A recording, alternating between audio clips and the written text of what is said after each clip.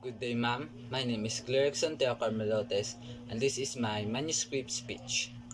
John F. Kennedy's inaugural address, 1961.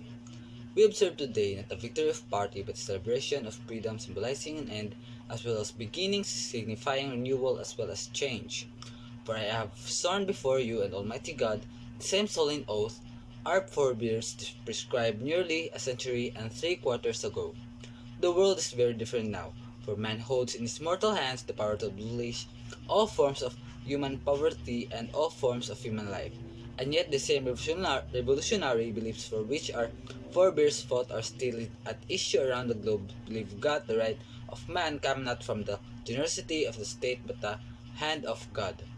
We dare not forget today that we are the heirs of the first revolution. Let the world go forth from this time and place, to friend and foe alike, that the torch has been passed to a new generation of Americans born. In this century, temperation by war, disciplined by a hard and bitter peace, proud of our ancient heritage and unwilling to witness or permit the slow undoing of those human rights to which this nation has always been committed, and to which we are committed today at home and around the world.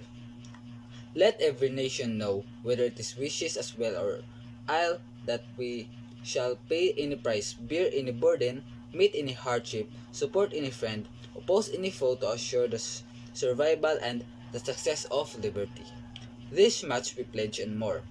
To those old allies, whose culture and spiritual origins we share, we pledge the loyalty of faithful friends. United there is little we cannot do in a host of cooperative ventures.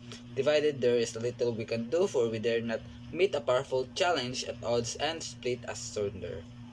To those new states whom we will come to the ranks of the free, we pledge our word that one form of colonial control shall not have passed away merely to be replaced by a far more iron tyranny. We shall not always expect to find them supporting our view, but we shall always hope to find them strongly supporting their own freedom, and to remember that in the past, those who foolishly sought power by riding the back of the tiger ended up inside.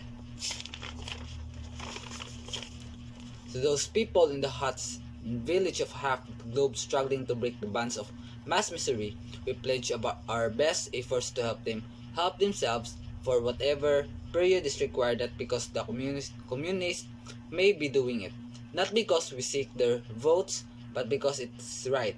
If a free society cannot help the many who are the poor, it cannot save the few who are rich. To our, to our sister republics south to our border, we offer a special pledge to convert our good words into good deeds in a new alliance for progress to assist free men and free governments in casting off the chains of poverty. But this peaceful revolution of hope cannot become the prey of hostile powers. Let all our neighbors know that we shall join with them to oppose aggression or subversion anywhere in the Americans, and let every other power know that this hemisphere intends to remain the master of its own house. To that World Assembly of Sovereign States, the United Nations, are our last best hope in an age where an instrument of war have far outpaced the instrument of peace. We renew our pledge to support to prevent it from becoming merely the forum for inactive, to strengthen its shield of the new and the weak, and to enlarge the area on which its weight may run. Finally, to those nations who would make themselves our adversary, we offer not a pledge but a request that both sides begin anew the quest for peace. Before the dark powers of destruction unleashed by censure engulf all humanity in planned or accidentally self-destruction, we dare not we dare not tempt them with weakness, for only when our arms are sufficient beyond doubt can we be certain beyond doubt that they will never be employed. But neither can two great and powerful groups of nations take comfort from our present. Of course, both sides over, overburdened by the cost of modern weapons, both rightly alarmed by the steady spread of the deadly atom, yet both racing to alter that uncertain balance to error that stays at the hand of mankind's final war. So let us begin new, remembering on both sides that civility is not a sign of weakness, and sincerely is always subject to proof. Let us never negotiate out of fear, but let us never fear of negotiate. Let both sides explore what problems unite us instead of belaboring those problems which divide us. Let both sides, for the first time, formulate serious and precise proposals for the inspection and control of arms and bring the absolute power to destroy others' nation under the absolute control of our nation. Let both sides seek to invoke the wonders of science instead of its terrors. Together, let us explore the stars, conquer the deserts, eradicate disease, tap the ocean depths, and encourage its arts and commerce. Let both sides unite to heed in all corners of the earth the command of Isaiah to undo the heavy burdens and let the oppressed go free. And if a beachhead of cooperation may push back the jungle of suspicion, let both sides join in creating a new endeavor, not a new balance of power, but a new world of law, where the strong are just and the weak secure the peace preserved. All this will not be finished in the first 100 days, nor will it be finished in the first 1,000 days, nor in the life of his administration, nor even perhaps in our lifetime on this planet. But let us begin. In your hands, my fellow citizen more than mine, will rest the final success or failure of our course. Since this country was founded, each generation of Americans has been summoned to give testimony to its national loyalty. The graves of young Americans who answered the call to serve surround the globe.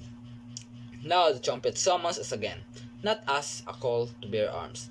Through arms we need not as call to battle.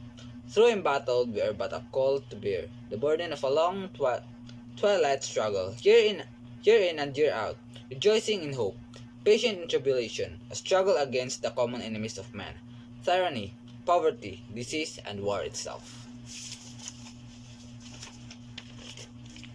Can we forge against these enemies a grand and global alliance, north and south, east and west, that can assure a more fruitful life for all mankind? We join in the historic effort. In the long story of the world, only a few generations have been granted the role of defending freedom in its hour of maximum danger. I do not shrink from this responsibility. I welcome it. I do not believe that any of us would exchange places with any other people or any other generation. The energy, the faith, the devotion which we bring to this endeavor will light our country and all who serve it, and the glow from that fire can truly light the world. And so, my fellow Americans, ask not what your country can do for you. Ask what you can do for your country. My fellow citizens of the world, ask not what America will do for you, but what together we can do for the freedom of a man. Finally, whether you are citizens of America or citizens of the world, ask of us here the same high standards of strength and sacrifice which we ask of you. With a good conscience, our only sure reward, which is to read the final judge of our deeds. Let us go forth to lead the land we love, asking His blessings and His help, but knowing that here on earth, God's work must truly be our own. That's all. Thank you.